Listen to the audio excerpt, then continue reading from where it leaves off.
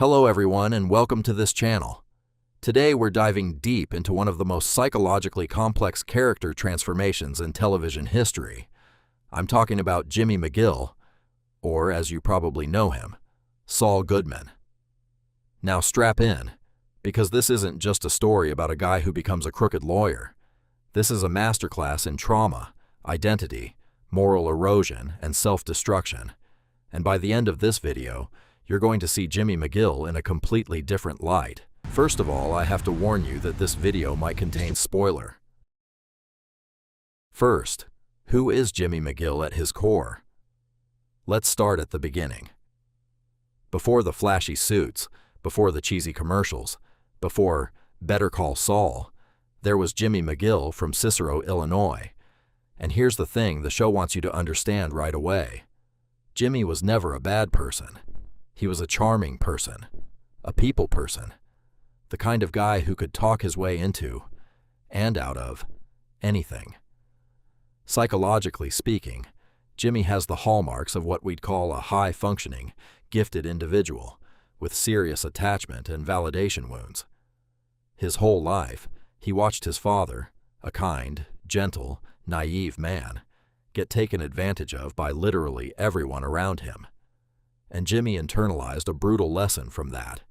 So young Jimmy became Slippin Jimmy, the con man, the guy running scams on the streets of Cicero.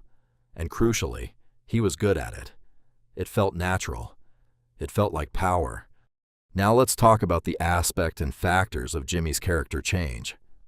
The Chuck factor, the most important relationship in the show. You cannot understand Jimmy McGill without understanding Chuck McGill, his older brother, and honestly, the most tragic villain in the entire series. Chuck was everything Jimmy wasn't: academically decorated, respected, legitimate.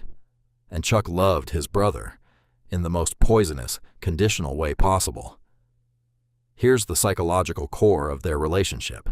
Chuck believed Jimmy was fundamentally broken, that Jimmy was a fraud, that Jimmy didn't deserve success, and he acted on that belief, secretly blocking Jimmy's path to becoming a lawyer at HHM, keeping him trapped as a mailroom clerk. When Jimmy eventually does pass the bar, on his own, through sheer determination, Chuck can't accept it, and that reveals something devastating. Chuck needed Jimmy to fail to maintain his own sense of superiority and order. Is this a joke? No, no joke. You passed the bar? Yeah. For Jimmy, this is what psychologists call a core wound, a betrayal from the most foundational attachment figure in his life. The message received? No matter what I do, I will never be seen as legitimate. So why bother trying? Jimmy's genuine attempt at goodness. And here's what makes the show so heartbreaking.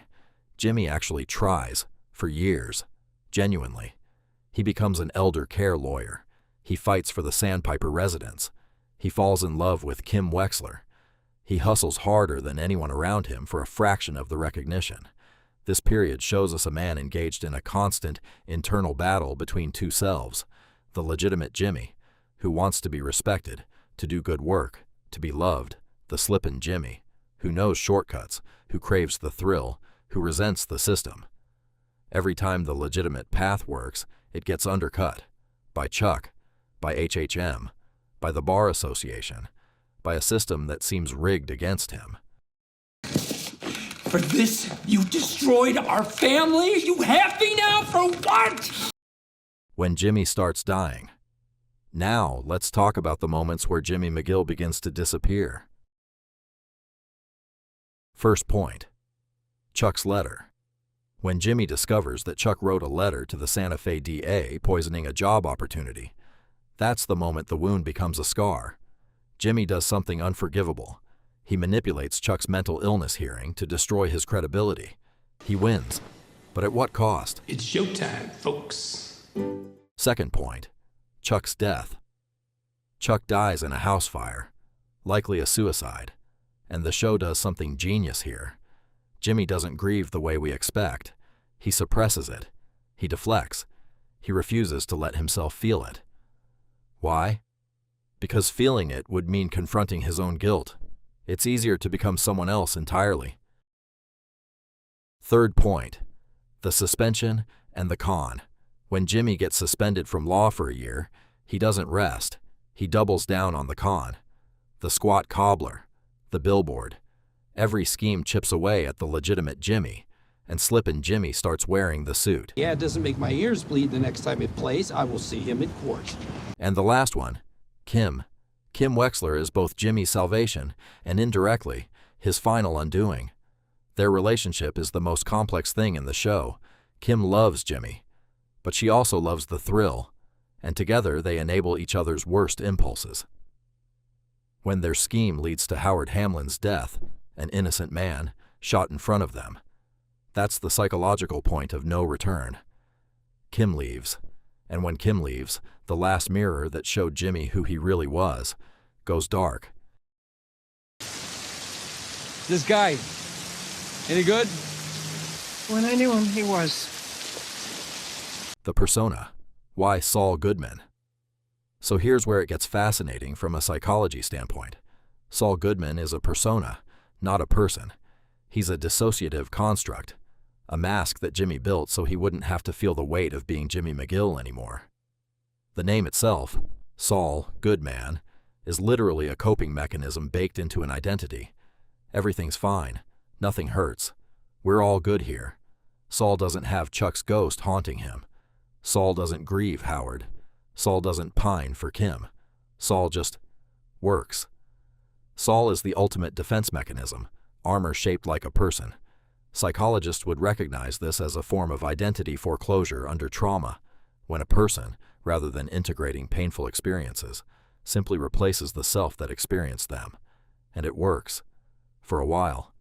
Until Breaking Bad. Until Walter White. Until everything collapses again. Listen. Just listen. Until the finale. When Jimmy McGill finally comes back. When he chooses to tell the truth, confess everything, and accept the consequences.